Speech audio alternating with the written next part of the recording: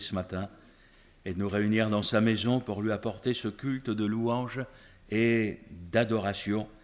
Ce que nous voulons, c'est qu'il soit au centre de ces moments, que toute la gloire lui revienne. Et c'est ce que je vous invite à chanter avec ce premier cantique, à Dieu soit la gloire pour son grand amour. À Dieu soit la gloire pour son grand amour, car de sa victoire s'est levé le jour. Jésus à ma place est mort sur la croix, il donne sa grâce à celui qui croit. Gloire à Dieu, terre écoute sa voix. Gloire à Dieu, monde réjouis-toi. Oh, venez au Père, Jésus est vainqueur, que toute la terre chante en son honneur.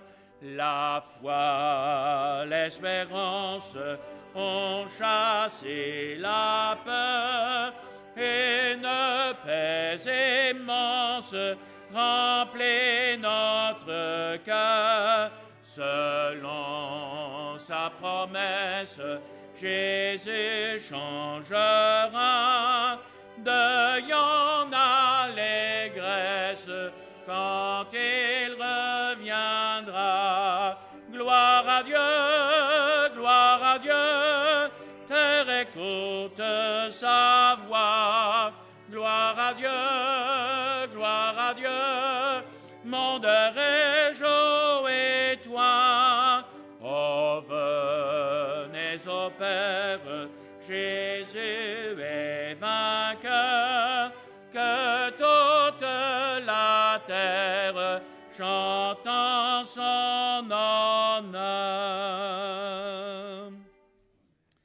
Et c'est en son honneur que nous voulons chanter. C'est lui qui est digne d'être glorifié, qui est digne d'être élevé.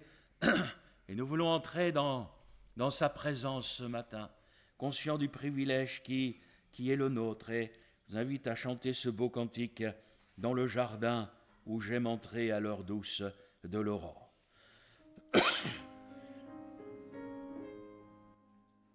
Dans le jardin où j'aime entrer à l'heure douce de l'aurore, je me rends seul pour rencontrer celui que mon âme adore. Il marcha avec moi, mon sauveur, mon roi. Il me dit que je suis à lui. Il est mon soutien, il est tout mon bien, mon salut, mon divin appui. Il parlait dans mon cœur, sa voix fait naître une joie infinie. Les oiseaux même au fond des bois suspendent leur mélodie. Il marcha avec moi, mon sauveur, mon roi. Il me dit que je suis à lui. Il est mon soutien, il est tout mon bien, mon salut, mon divin appui. Le don que tu cherches, Seigneur, meilleur que les fruits de la terre, c'est l'offrande de tout mon cœur, elle seule peut te plaire. Il marcha avec moi, mon sauveur, mon roi. Il Il me dit que je suis à lui. Il est mon soutien, il est tout mon bien, mon salut, mon divin appui. Oh, quelle grâce de connaître Jésus, de pouvoir nous appuyer sur lui, nous confier en lui. Quelle grâce de pouvoir regarder encore à lui ce matin et de pouvoir nous tenir à ses pieds pour l'adorer. C'est vrai que les temps par lesquels nous passons peuvent être différents pour les uns ou pour les autres. Nous savons qu'il y a des moments où le soleil brille, béni soit Dieu. Il y a des moments aussi où il y a de l'orage, où il y a de la tempête et où venir dans la maison du Seigneur, c'est pour nous aussi un temps de soulagement, c'est pour nous un temps de repos. Alors j'aimerais chanter avec vous un vieux cantique, aux jours d'angoisse et de souffrance, quand le cœur est rempli d'effroi. Jésus dit, ayez confiance, venez à moi.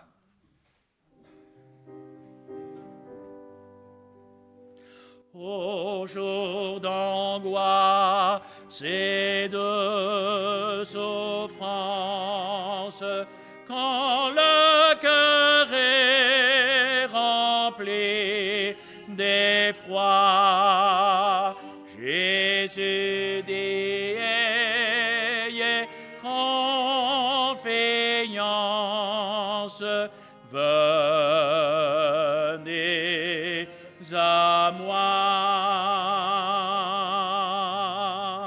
Lorsque soudain survient l'orage, que nul abri ne s'offre à toi, de Jésus entends le message, venez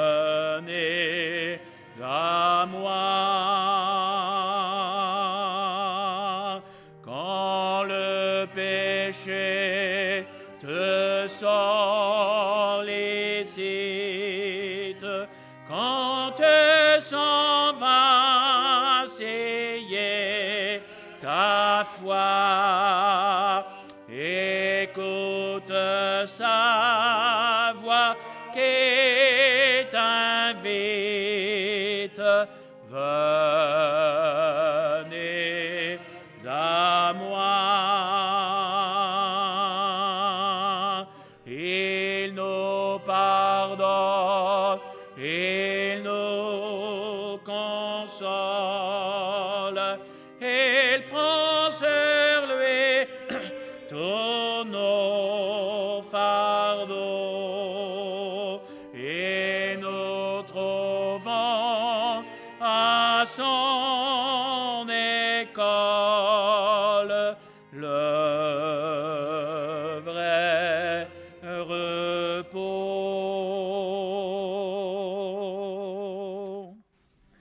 C'est auprès de lui qu'est le vrai repos. Que le Seigneur nous donne la grâce de ne pas chercher le secours ici-bas, mais de toujours tourner nos regards vers lui, car il est le fidèle. C'est lui qui a donné sa vie pour nous sur la croix, afin que nous soyons sauvés. Il est mort, mais il a vaincu la mort. Ressuscité, il est sorti du tombeau, il a vaincu la mort, il a vaincu le péché, il a vaincu le diable, il a vaincu les démons. Et la victoire de Jésus, c'est notre victoire, frères et sœurs. Alors avant d'avoir notre moment de louange et de partage de la table du Seigneur, j'aimerais chanter cette résurrection de Jésus, de son trône de clarté, de son ciel de pureté. Jésus-Christ est descendu. De son trône de clarté, de son ciel de pureté, Jésus-Christ est descendu jusqu'à nous, pécheurs perdus. De toujours il était Dieu, roi de la terre et des cieux, et se dépouillant de tout, Jésus vint mourir pour nous. Jésus-Christ est Seigneur, il est sorti de tombeau, il est Seigneur. Tout genou fléchira, toute langue confessera que Jésus est Seigneur. Il était l'Éternel roi, mais renonçant à ses droits, en simple homme, en serviteur, Jésus vint vers nos pécheurs.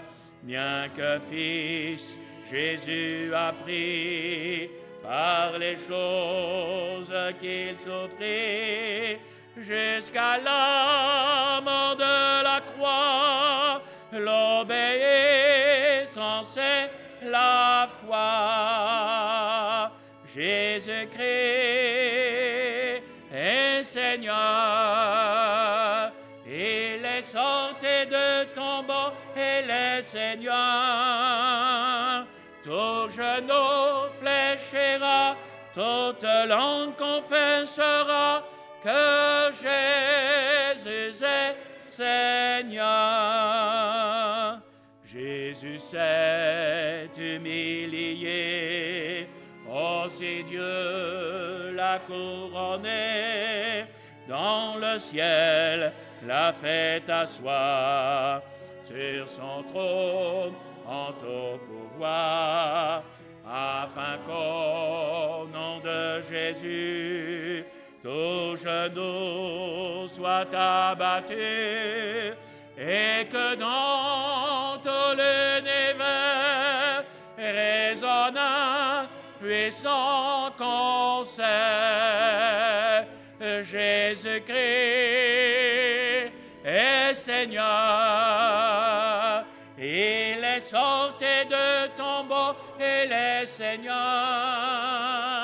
Tout genou fléchira, toute langue confessera que Jésus est Seigneur. Jésus-Christ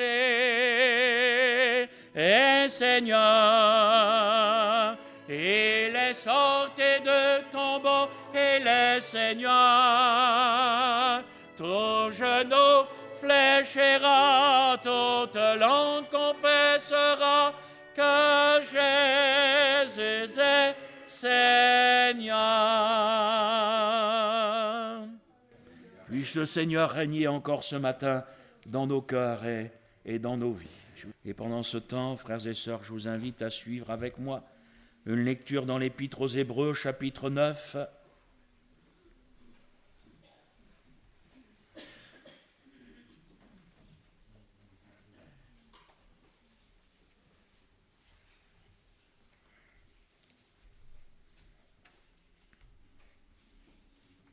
Verset 8.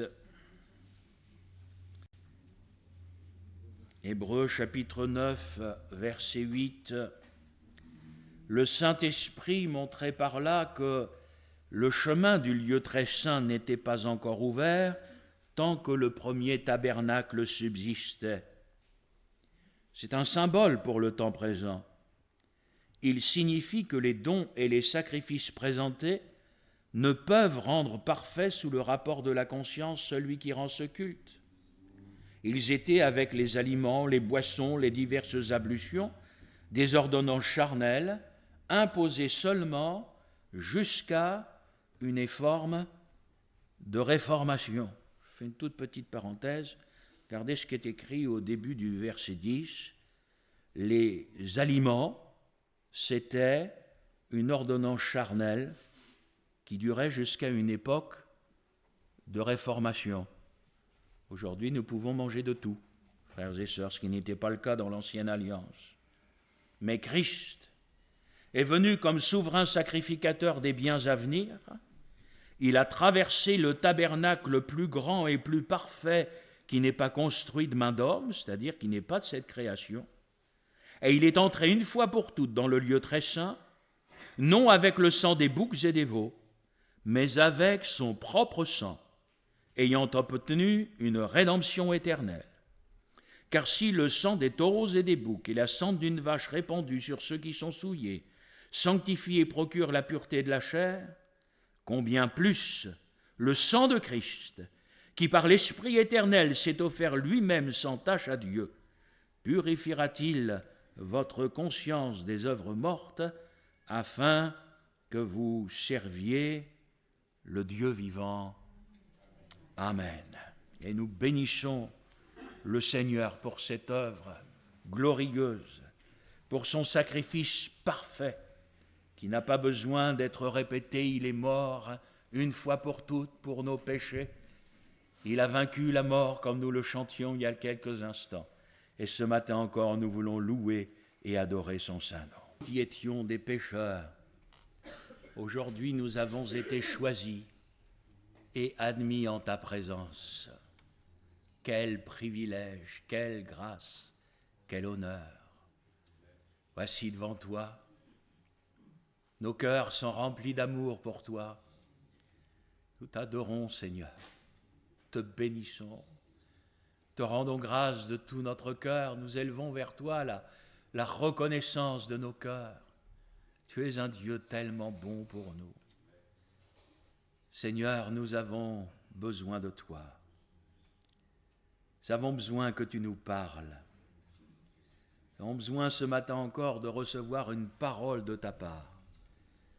Que cette parole pénètre nos cœurs, nos âmes, par l'onction du Saint-Esprit, qu'elle s'imprime en chacun de nous, pour que nous ne nous bornions pas à l'écouter, mais pour que nous la vivions, Seigneur. Donne-nous ce cœur malléable, donne-nous ce cœur docile, cet esprit soumis à ta parole.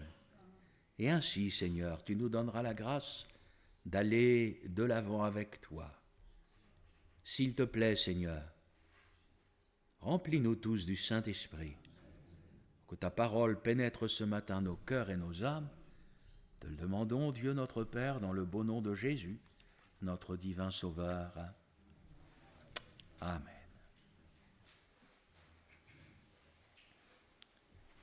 Comme je l'évoquais avec ceux qui étaient là vendredi soir, le Seigneur a mis sur mon cœur ce matin de vous parler du silence. C'est particulier, hein? Alors on va faire plusieurs lectures. La première dans Proverbe 12, au verset 23.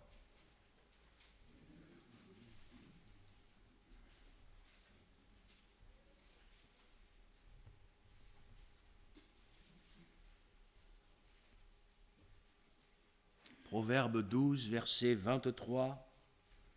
L'homme prudent cache sa science, mais le cœur des insensés proclame la folie. Livre du prophète Ésaïe, au chapitre 30.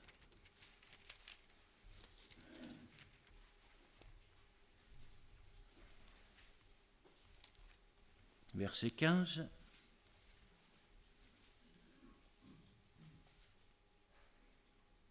Ésaïe 30, verset 15, car ainsi a parlé le Seigneur l'Éternel, le Saint d'Israël, c'est dans la tranquillité et le repos que sera votre salut, c'est dans le calme et la confiance que sera votre force. Je suis obligé de lire la fin du verset, mais vous ne l'avez pas voulu. Amen. Ésaïe 53.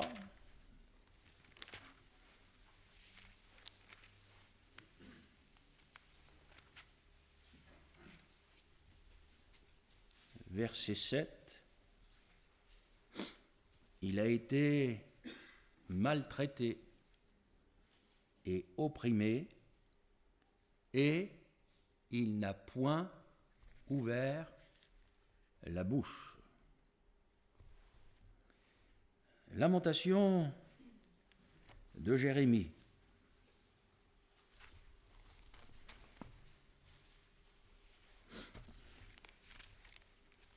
Chapitre 3.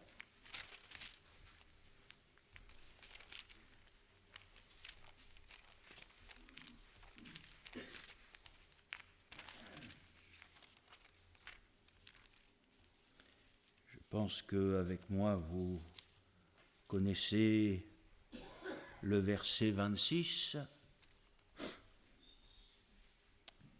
Il est bon d'attendre en silence le secours de l'Éternel.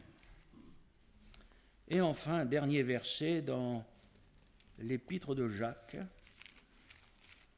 au chapitre 1er, au verset 19.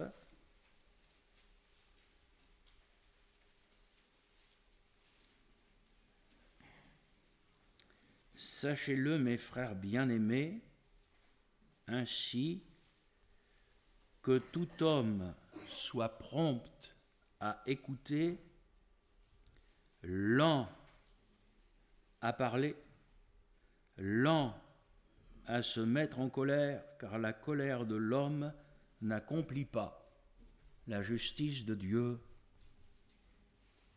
Amen.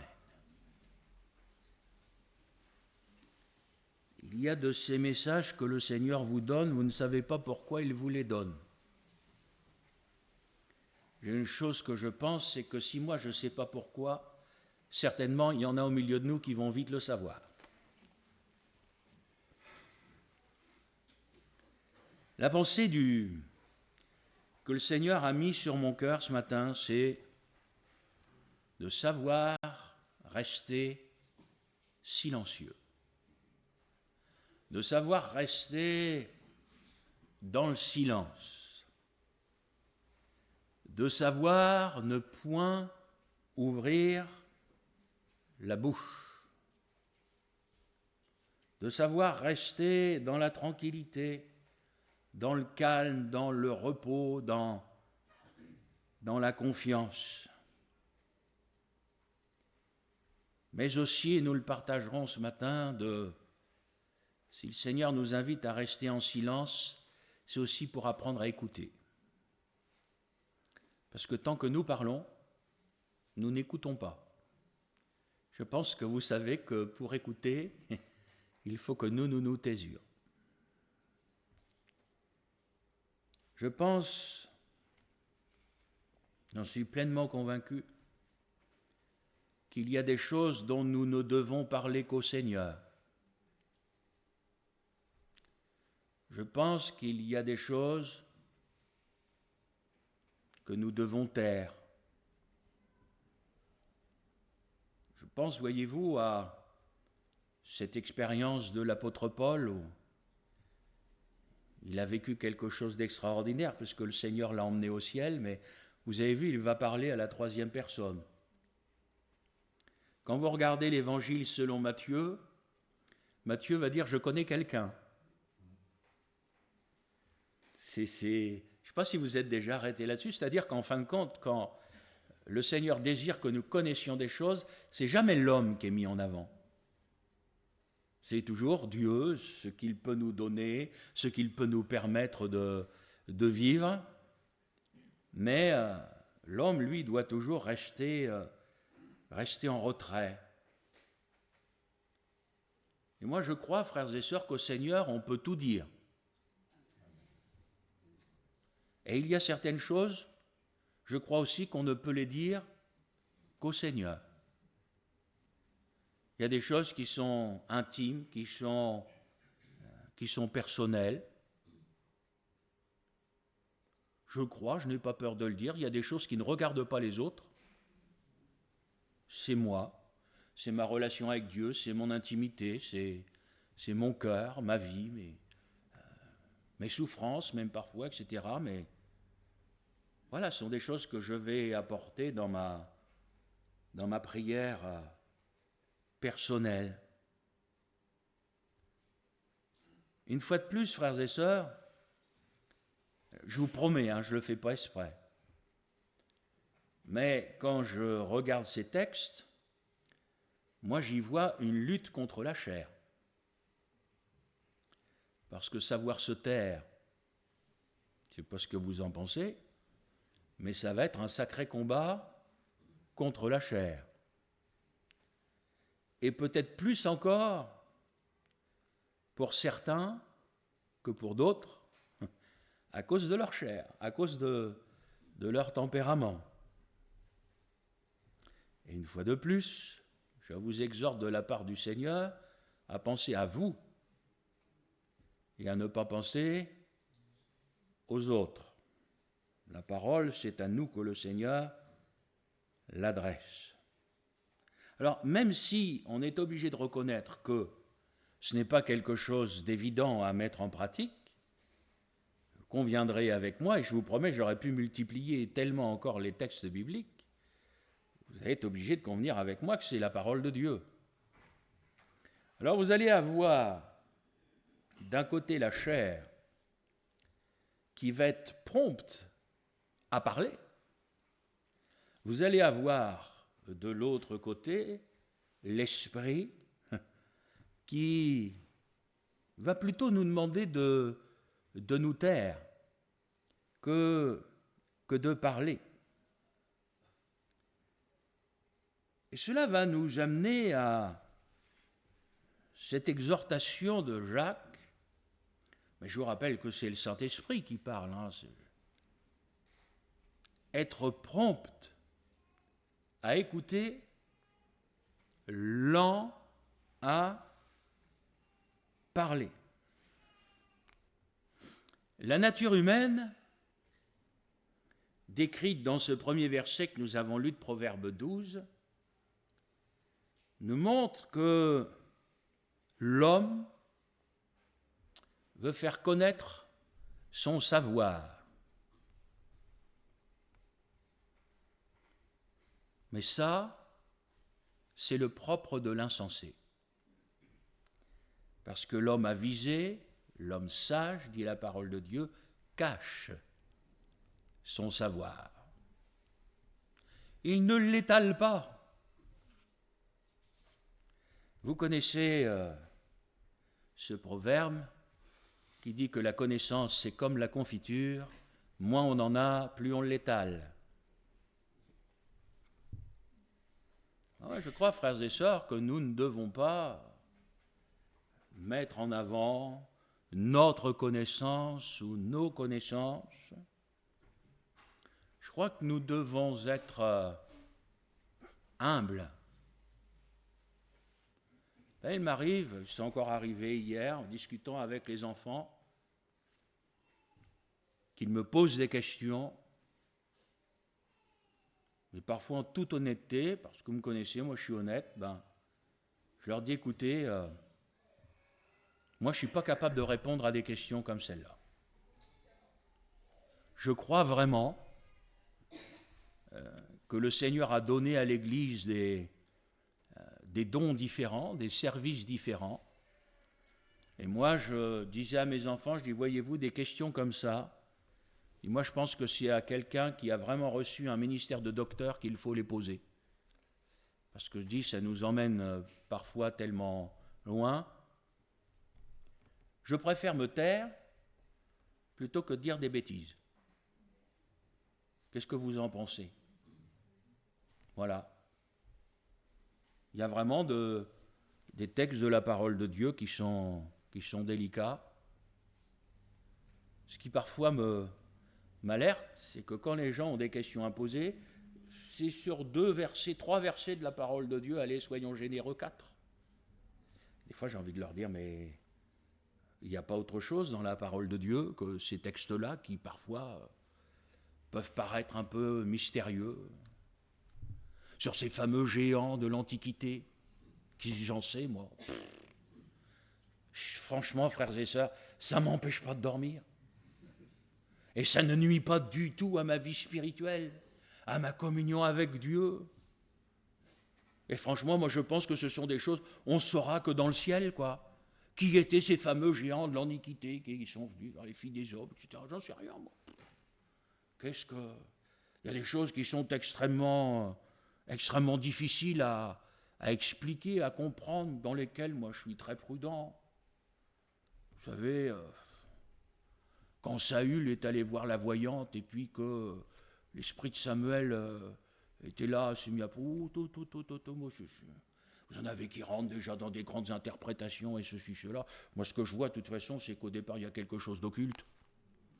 Et il y a quelque chose que Dieu lui dit, ça, c'est niette, tu n'aurais jamais dû faire ça, c'est interdit. Donc, ben voilà, c'est interdit, c'est non, moi, je ne pose pas de questions, on ne fait pas ça, on se prend... Voilà, quoi, je veux dire... moi, ça ne m'empêche pas de dormir, de saisir exactement qui a parlé, est-ce que c'est un démon, est-ce que c'est Samuel, c'est l'Esprit de Dieu, de gens. Oh là là là là. Moi, je crois qu'il y a des choses sur lesquelles il faut garder le silence. Moi, je le crois. Je crois que dans la parole de Dieu, il y a des mystères.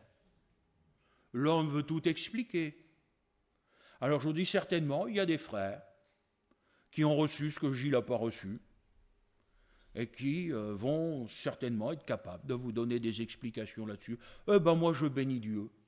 Que le Seigneur donne à l'Église des frères qui soient capables de nous donner des explications sur des mystères qui, pour Gilles, restent mystérieux. Après, j'ai envie de vous dire, ces mêmes frères savent que quand moi je fais des études bibliques, je rentre dans une prédication extrêmement concrète, pratique, qui là ne va pas rester simplement au stade de la connaissance, n'est-ce pas? Et ça, j'ai envie de vous dire, c'est aussi quelque chose que j'ai reçu, que peut-être d'autres n'ont pas reçu. C'est ça la richesse des ministères. C'est pas moi qui vais chercher à être quelqu'un d'autre, hein, frères et sœurs. Je ne peux vous apporter que ce que j'ai reçu. Et ce que je n'ai pas reçu, je ne peux pas vous l'apporter. Prompt à écouter, lent à parler. Vous avez remarqué qu'après, là encore, je n'ai pas fait exprès, quand j'ai préparé le message, mon étude biblique était déjà prête depuis longtemps, après il est question de la colère. Donc je ne refais pas un propos sur la colère, vous écouterez l'étude biblique de vendredi soir si vous n'étiez pas là. Mais quand même, frères et sœurs,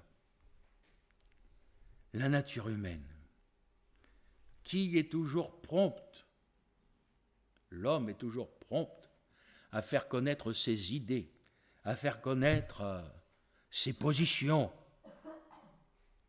plutôt que d'être comme Marie, de s'asseoir et d'écouter. Vous savez, frères et sœurs, ça ne va pas être un secret pour vous, mais franchement, j'aime l'Église du Seigneur.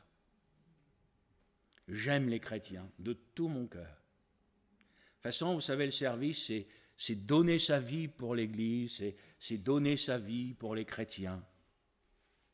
Et dans le cadre de ce service confié par le Seigneur, il peut arriver qu'il y ait un jour un entretien pastoral. Alors vous avez le pasteur et le chrétien ou la chrétienne qui est là. Mais je crois qu'en tant que serviteur de Dieu, aimant les âmes, étant un frère, je veux dire, c'est pour moi la base de tout, eh bien en tant que responsable spirituel, vous allez être amené parfois à expliquer certaines choses à un chrétien, à une chrétienne, et qui va concerner sa vie personnelle, et lui donner une position pastorale, remplie d'affection fraternelle, mais pastorale. On va être capable de dire à un frère, écoute, là, mon frère, ça va pas. Je te le dis fraternellement, gentiment, mais là dans ta vie, ça va pas. Est-ce que vous attendez ça de votre pasteur? Est-ce que vous croyez qu'un berger, c'est ça? Alors il n'est pas là avec la Kalachnikov, je te tue, et puis après je te regarde en disant ça va pas. De toute façon, le problème est corrigé, t'es mort. C'est pas ça. Mais c'est fraternellement d'exhorter, de mettre en avant une situation spirituelle, c'est corriger une trajectoire. Et là, je vous parle par expérience, j'ai eu souvent en face de moi deux attitudes complètement opposées.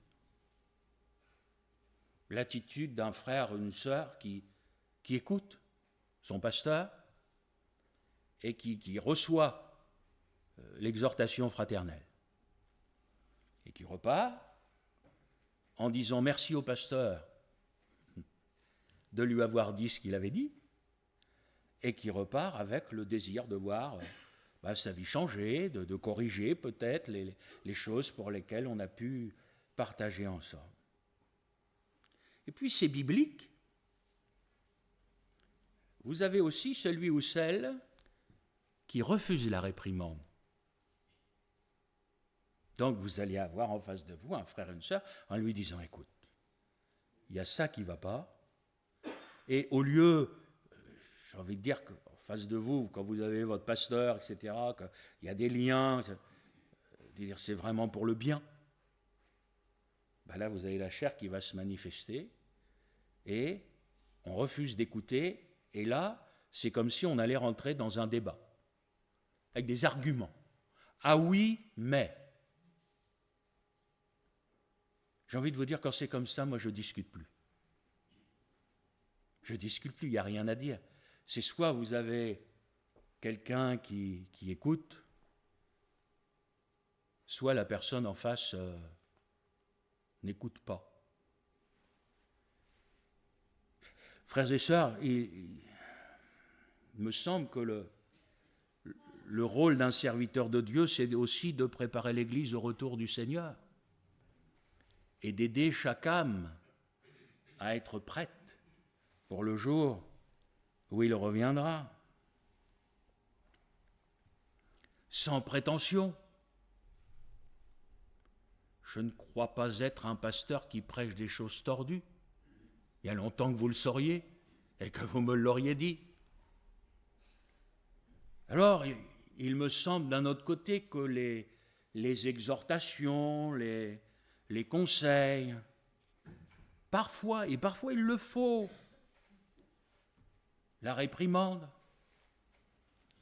Vous savez, frères et sœurs, le jour où c'était souvent mon papa, maman elle avait plus de mal, on courait plus vite, mais quand mon père nous mettait une correction, je vous promets, on n'aimait pas. Mais aujourd'hui, je bénis Dieu d'avoir eu un père comme j'ai eu. Parce que la correction, elle est absolument nécessaire. C'est pas seulement parce que c'est biblique, c'est nécessaire. C'est un homme d'expérience aujourd'hui qui vous le dit. Et cette correction, cette réprimande, elle est biblique pour l'Église. Elle est biblique pour l'Église. C'est pas réprimander pour réprimander. C'est la conduite de l'Église. C'est une éducation. C'est un principe de fonctionnement avec le pasteur, avec les frères anciens.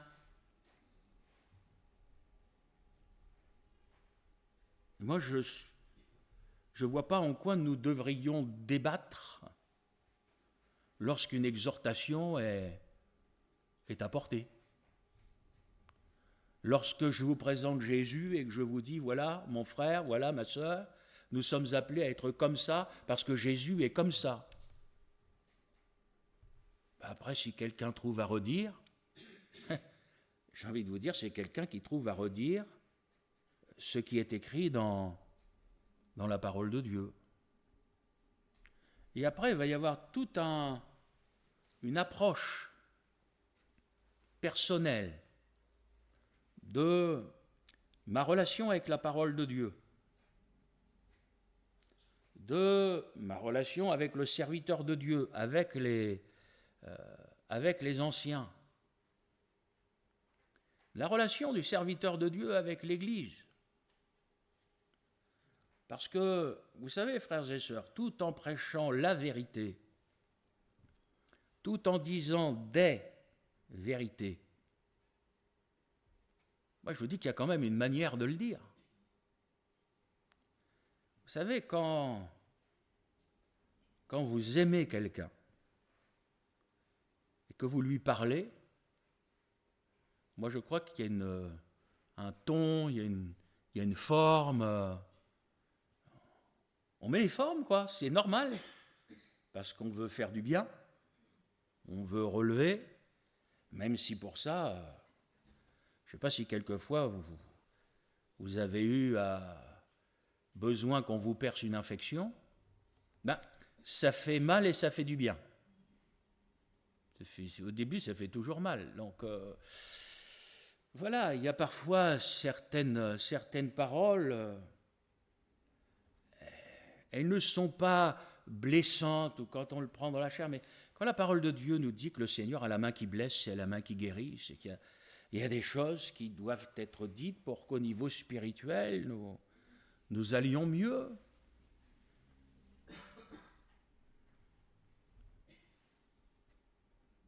On ne peut pas cacher la vérité.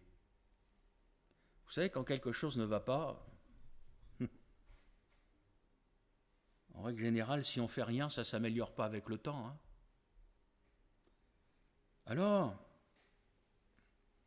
l'homme avisé cache son savoir.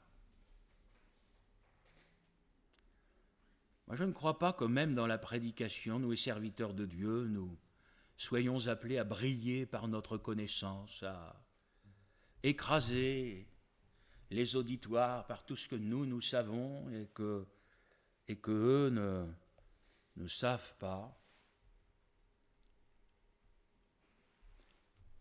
Bien sûr, moi, c'est lié à mon ministère, mais je me suis toujours dit à quoi ça servirait de prêcher des choses que les chrétiens ne comprendraient pas. J'ai connu des pasteurs comme ça, qui étaient capables de briller dans la prédication. Alors, quand il s'agit de prêcher à des pasteurs qui sont baignés dans la parole de Dieu, j'ai envie de vous dire, bon voilà, on se régale. Mais des fois, je me suis dit, mais s'il fallait que ce soit des chrétiens qui écoutent ce genre de prédication, mais leur esprit est parti depuis longtemps, parce que je me souviens avoir lu dans les livres de Spurgeon, c'est lui qui a écrit, vous savez, les livres dans lesquels tous les matins vous trouvez un texte biblique, etc. Spurgeon, ce n'est pas la Bible. Il n'a pas écrit que des choses avec lesquelles je suis d'accord. Pourtant, à son époque, à Londres, il avait une de ses églises, mes amis, il y avait du monde. Spurgeon, c'est quelqu'un qui croyait à l'éternelle sécurité. C'était un calviniste. Il croyait qu'une fois sauvé, on ne pouvait pas perdre son salut. Quoi que ce soit qu'on faisait, voilà. On était élu de Dieu, donc forcément on serait sauvé. Je veux dire, quand vous regardez la parole de Dieu nous montre qu'on peut perdre son salut. Hein. Mais Spurgeon, qui prêchait l'évangile devant des auditoires qui feraient rougir certaines personnes aujourd'hui, après avoir prêché, il allait toujours voir un enfant dans l'auditoire pour demander à l'enfant qu'est-ce qu'il avait compris de sa prédication. Et pour lui, si un enfant avait compris son message, il avait bien prêché. Et si les enfants dans l'auditoire n'étaient pas capables de comprendre son message, pour lui, il était passé à côté. Ça ne changeait rien au message dans sa teneur, mais dans la manière de l'apporter, d'expliquer les choses, voyez-vous, de grands hommes comme ceux-là étaient capables aussi d'avoir cette humilité-là. L'homme avisé cache son savoir. Et puis, frères et sœurs, moi je crois que quand vient la difficulté, c'est dans la tranquillité, c'est dans le repos, dans le calme, dans la confiance. Je crois que c'est dans le silence que sera notre salut. Quelque part, si je schématise ça, ça veut dire que je me confie dans le Seigneur et en lui seul. Je reconnais le besoin de certains êtres humains. Vous savez, quand on prend de l'âge, je crois que le Seigneur nous a appris des choses précieuses. Vous avez des personnes, quand elles ne vont pas bien, il faut les laisser tranquilles. Oui, il faut les laisser. Moi, je les connais. Je sais que viendra un temps où ça ira un peu mieux, et là, peut-être, on pourra parler, etc. Mais il y a un moment, vous avez des gens, vous allez les voir, on va dire, t'as mal où ? Là. Et alors, ils mettent le doigt là où vous avez mal et puis ils appuient fortement. Ah, c'est très fraternel. Non, moi je crois, frères et sœurs, que dans l'Église du Seigneur, il doit aussi y avoir un respect. Nous sommes différents. Vous savez, le Seigneur, en tant que serviteur de Dieu, nous invite à connaître nos brebis. Moi, je sais qu'il y en a au milieu de nous, quand elles ne vont pas trop bien, ce n'est pas le moment de parler. Donc, il faut apprendre à quoi ? Il faut apprendre à se taire. Il faut apprendre à en parler au Seigneur.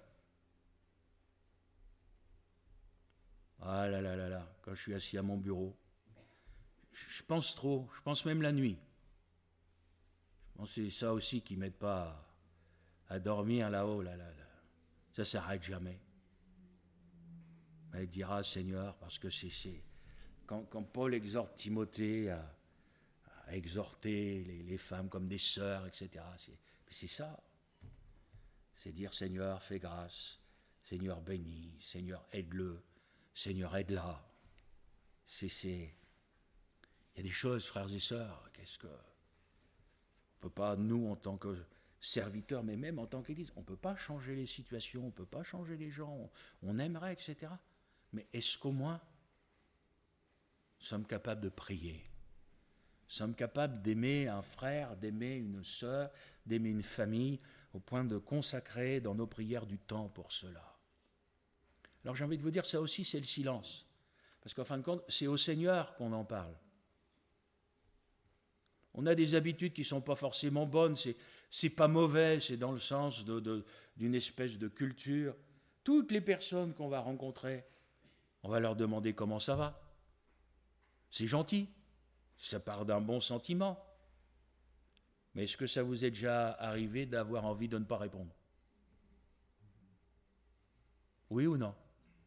Ou alors vous hésitez à répondre parce que on n'a pas envie de dire que ça ne va pas. Alors, on va dire, ouais, ça va. Moi, que c'est comme ça, je dis, mais tu as le droit de dire, ma soeur, que ça ne va pas, tu as le droit de dire, mon frère, que ça ne va pas, quoi, etc. Mais voyez-vous, frères et sœurs, voilà, on est dans ces situations où, plutôt que de chercher à savoir, ça te donne quoi ? De satisfaire ta curiosité. Vous avez des gens, il faut qu'ils sachent tout. Et qu'ils posent des questions, etc. Ils savent des trucs que même moi, le pasteur, je ne sais pas. Moi, je finis toujours par savoir, vous inquiétez pas, ça remonte toujours, c'est comme le vent. Mais, je me dis, mais vous ne croyez pas qu'il y a des choses, même des situations, vous ne croyez pas qu'il y a des choses qui doivent rester dans le sens de la confidence ? Des choses qu'on n'a pas forcément besoin de savoir. Mon frère, ma sœur, je pourrais encore vous faire une autre prédication, quand il est dit c'est dans la tranquillité. J'ai l'âme tranquille comme un enfant sevré. Ça ne sert à rien de s'agiter. les vieux cantiques. Pourquoi s'agiter, se troubler au sein de la tempête, au lieu de bien s'abandonner à Christ, notre retraite? Il est un Dieu tout-puissant. Alléluia. Et moi, je suis pleinement convaincu, frères et sœurs, que le Seigneur veut nous emmener dans une dimension de la foi qui va nous amener à lui faire tellement confiance que notre âme va rester dans le repos. Notre âme va rester calme. Notre âme va rester tranquille. Et nous allons nous confier dans le Seigneur. Moi, je voudrais voir les âmes sauvées. Mais est-ce que vous ou moi, on peut les sauver? Je voudrais qu'elles soient convaincues de péché. Mais qui va convaincre ces âmes de péché? Vous? Moi? Ou le Saint-Esprit? Quelquefois, nous voudrions prendre la place de ce que seul le Seigneur peut faire par le Saint-Esprit. Sachant lui faire confiance. Sachant lui faire confiance. Mon cher frère, ma chère sœur, savoir demeurer dans la paix devant le Seigneur, nous appuyant sur sa parole, nous appuyant sur ses promesses. Je pense souvent, vous direz, Gilles, tu penses trop. Je ne sais pas si je pense trop. Je pense aux rétrogrades. Tous ceux qui ont connu le Seigneur, qui sont repartis en arrière. Mon frère, ma sœur, quand toi comme moi, on regarde la parole de Dieu, est-ce que dans l'Évangile, tu trouves la parabole du fils prodigue? Oui ou non? Ça, on sait que ça y est. Maintenant, je voudrais te demander, est-ce que tu y crois? Alors, les pérégrinations du Fils avant qu'il ne soit prodigue. Oh là, Seigneur, j'ai envie de vous dire, vaut mieux pas savoir. Hein. Ce que le diable est capable de faire quand il emmène quelqu'un dans le péché loin de Dieu, c'est l'œuvre du diable. J'aimerais vous dire, il n'y a pas que l'œuvre du diable.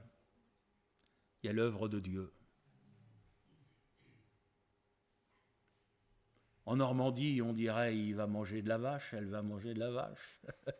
Ce sont nos expressions. Dans la Bible, vous allez retrouver un juif qui est en train de garder des porcs. Oh là là là là. Mais là, la Bible nous dit, rentrez en lui-même. Il pense à la maison du Père. Vous savez, frères et sœurs, on souhaite du bien à nos enfants, à nos petits-enfants, à ceux qui sont partis loin du Seigneur. Je ne veux pas être négatif, mais il faut quand même qu'on ne soit pas naïf, vous savez, pour qu'ils reviennent. Il va falloir qu'ils se trouvent dans une situation qui va les faire plier. Alors forcément, ça va être dur. On va les retrouver tout en bas. Mais le Seigneur va permettre qu'ils soient tout en bas pour qu'ils se repentent. Et qu'ils reviennent. Et moi, j'y crois. Alors je prie. Des fois, les hommes se mettent dans des situations. C'est tellement un sac de nœuds que même la Bible ne parle pas de leur situation. Le péché. Mais, moi je crois dans la puissance de Dieu. Alors voyez-vous, frères et sœurs, moi je crois que même quand on rencontre des rétrogrades comme ça, je ne sais pas s'il faut systématiquement leur parler de l'Église. Moi je crois qu'il faut prier pour eux.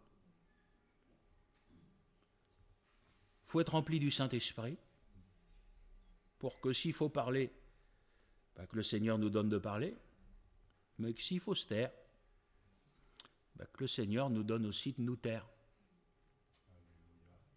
C'est pas toujours évident. Des fois, on voudrait prêcher, on voudrait dire. Moi, je crois que quelque part, le Seigneur pourrait nous dire à certains endroits, écoute, tais-toi, laisse-moi faire.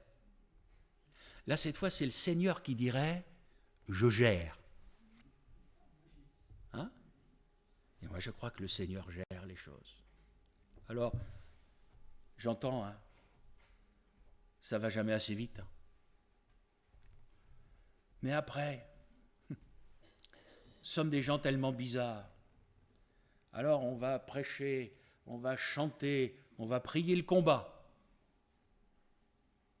Et quand il est là, on n'en veut pas.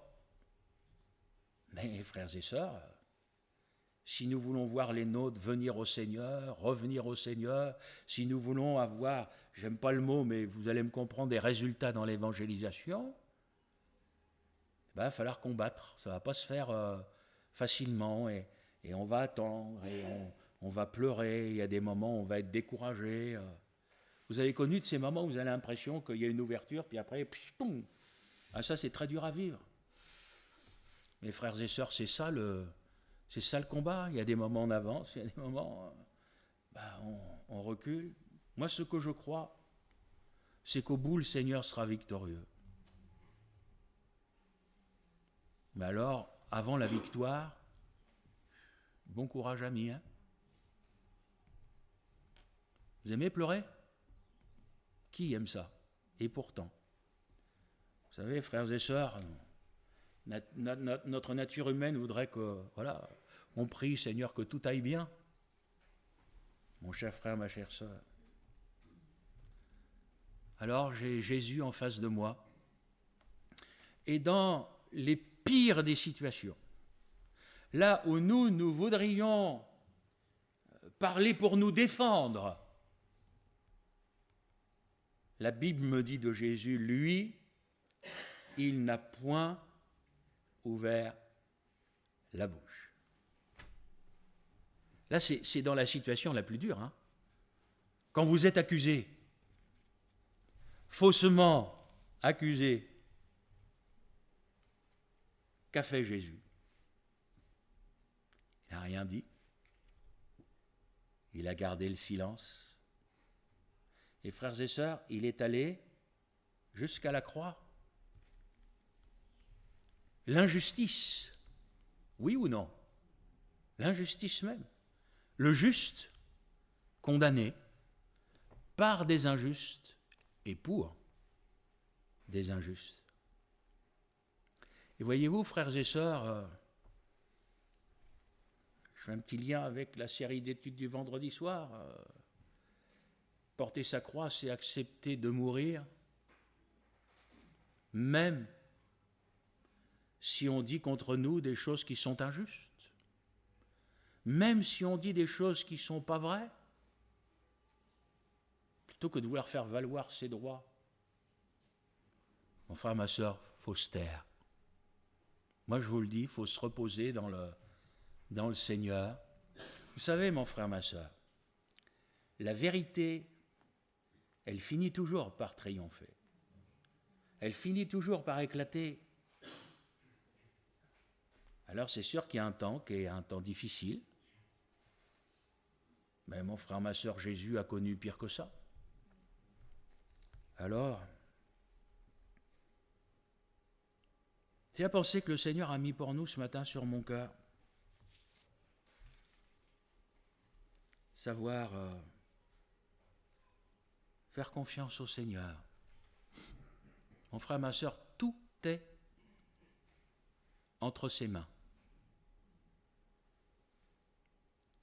Même sur ton travail. Même si tu subis une injustice. Au lieu d'aller voir les syndicats, parle-en au Seigneur. Lui, il est ta justice. Et tu verras qu'il défendra mieux ta cause que des inconvertis. Amen. Plutôt que de compter, même sur la justice des hommes, Est-ce que cette expression a le droit d'être donnée même? Existe-t-il une justice? Si seulement, toi et moi, mon frère, ma sœur, nous pouvions nous en remettre au Seigneur.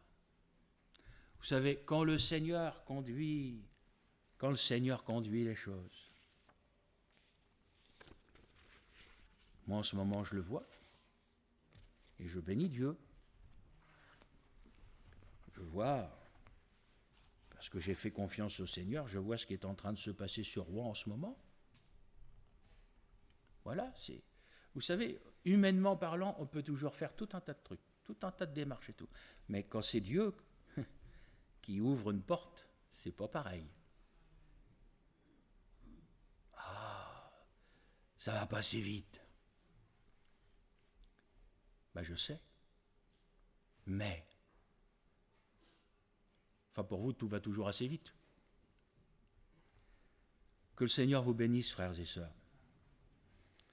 Et que cette parole du Seigneur encore ce matin marque nos cœurs. Savoir nous attendre en silence au secours de l'Éternel. Pour certaines difficultés de couple, ça arrive dans l'Église, je peux vous le dire. Mon frère, plutôt que de devenir un spécialiste de la mayonnaise pour faire monter les choses, reste dans le silence et prie. Prie pour ta femme, prie pour tes enfants. Ma sœur, si parfois certaines choses sont difficiles avec ton mari, plutôt que de monter dans les tours, reste dans le calme, reste dans le silence, prie. Moi je pense que ce que Dieu va faire va être beaucoup mieux fait que les paroles remplies d'énervement peuvent faire. Qu'en dites-vous? Restez dans le silence. Quand certains viennent nous provoquer, parfois des enfants inconvertis, rétrogrades, des membres de notre famille, certaines connaissances, à cause de nos positions spirituelles, à cause de l'église de Ponto-de-Mer. Ah, tu vas à Ponto-de-Mer avec Gilles Euzé, alors là. Mais mon frère, ma soeur, mais reste dans le silence, laisse tomber. Un jour ils seront exaucés, Gilles mourra. Bon, c'est pas tout de suite encore. Mon frère, ma soeur, si on était capable de faire silence, on entendrait des choses qu'on n'a pas entendues jusque-là. Peut-être que si on faisait davantage silence, Dieu pourrait davantage nous parler. Soit dans le repos, soit dans la paix, la tranquillité, le calme. Même si tu traverses la tempête, même si ça ne va pas à la maison. Vous savez quel est le meilleur remède à la haine? L'amour. Vous savez, le meilleur remède face à la méchanceté, c'est la gentillesse. Vous prenez toujours les opposés, vous allez trouver Jésus. Alors bien sûr, on va se retrouver avec la chair, qui est là, qui va réclamer son dû. Mais, mon frère, ma sœur, moi j'ai toujours vécu dans mon ministère, quand je dis toujours, c'est pas un absolu, mais ils reviendront vers toi. Des fois, ça demande des années. Puis au bout de quelques années, vous avez un frère, vous avez une sœur qui vient vous voir, qui dit « Gilles, je te demande pardon. » J'ai dit « Mais avant que tu me demandes pardon, tu étais déjà pardonné, de toute façon. » Oh là, si, c'est comme ça dans la vie du chrétien. Moi, je pardonne, je ne peux pas en vouloir à quelqu'un. C'est dans cette nature, ce que le Seigneur nous a donné, c'est pas possible. Alors, voilà, on vit dans cet amour, on vit dans ce pardon. Puis un jour, vous réalisez que le Seigneur agit, il parle. Je dis, Gilles, voilà. Et moi, c'est pas tant Ah, ça y est, il m'a demandé pardon, j'ai envie de vous dire. Pour moi, c'est de dire, ça y est, il a compris. Elle a compris, c'est comme si vous tourniez la clé, il va y avoir une porte qui va s'ouvrir. Vous savez que le Seigneur, c'est comme ça. Hein. On marche par étapes, et puis des fois, on piétine, ça n'avance pas, etc. Puis parfois, il suffit de ça, il suffit de régler une situation avec un frère, avec une soeur, avec le pasteur, avec ça. Puis tout à coup, c'est comme si vous ouvriez le robinet, et ça s'en va vite fait. Il y a des choses, des fois, qui bloquent dans la vie des chrétiens. J'ai encore entendu ce matin. Ah, mon frère, ma soeur, que le Seigneur nous donne cette victoire-là, cette grâce-là, qu'il nous bénisse, qu'il te bénisse. On prie. Il est bon d'attendre dans le silence ton secours. Il est bon d'apprendre à se taire pour pouvoir écouter.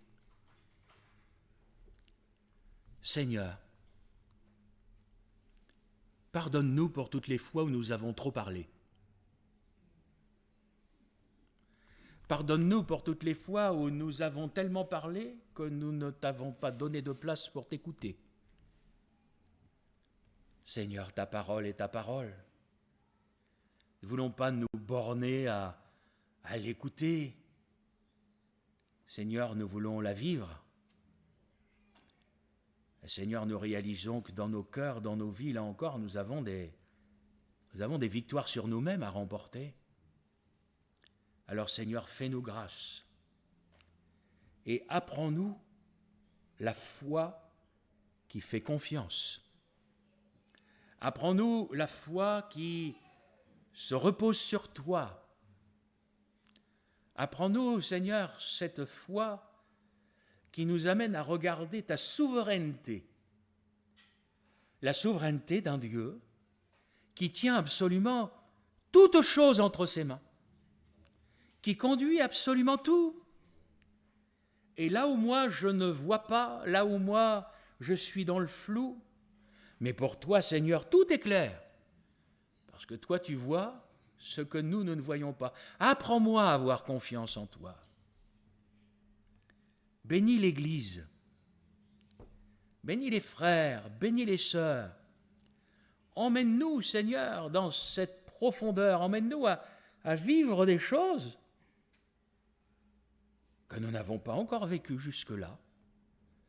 Nous en avons soif, Seigneur. Nous le désirons. Viens au plus profond de nos cœurs. Viens au plus profond de nos âmes. Viens nous donner de réformer nos voies afin que nous puissions être semblables à celui qui, dans la pire des situations, n'a point ouvert la bouche. Que ta grâce, Seigneur, soit avec chacun de nous. Amen. Béni soit Dieu.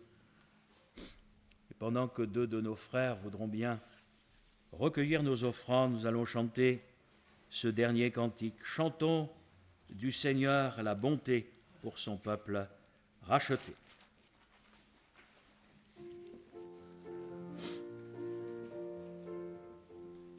Chantons du Seigneur la bonté pour tout son peuple racheté, sauveur divin, sauveur parfait. Jésus fait bien tout ce qu'il fait, jusqu'à la mort je chanterai, chanterai, je chanterai. Jusqu'à la mort, je chanterai. Jésus fait bien tout ce qu'il fait. Tout l'univers dit son pouvoir, mais son amour qui s'élève, c'est à la croix qu'il apparaît. Jésus fait bien tout ce qu'il fait jusqu'à la mort. Je chanterai jusqu'à la mort, je chanterai. Jésus fait bien tout ce qu'il fait pour me sauver, pécheur perdu dans l'abîme. Il est descendu quand déjà Satan m'entraînait. Jésus fait bien tout ce qu'il fait jusqu'à la mort. Je chanterai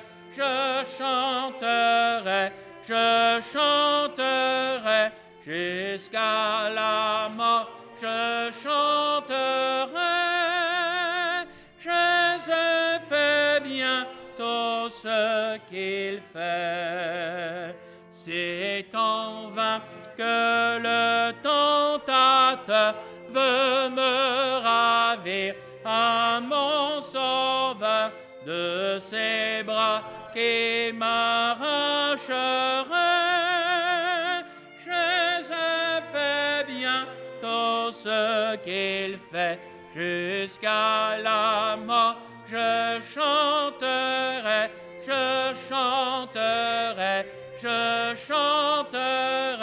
jusqu'à la mort.